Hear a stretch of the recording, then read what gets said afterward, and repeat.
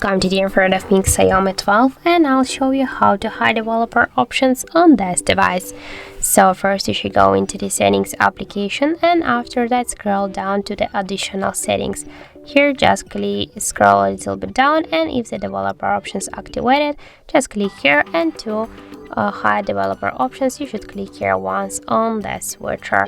And now when we'll go back here into the settings application and we'll go back here to the additional settings, we can see that the developer options section is gone. So that's it. Thank you for watching, and if you find this video helpful, don't forget to leave a like, comment and to subscribe our channel.